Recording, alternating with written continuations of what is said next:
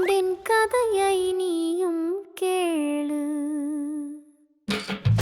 போகும் வழியில் கொக்கு மீனை கொன்று தின்றது. போகும் வழியில் மீன் முள்ளும் சிதறி கிடந்தது. அதை பார்த்த நண்டு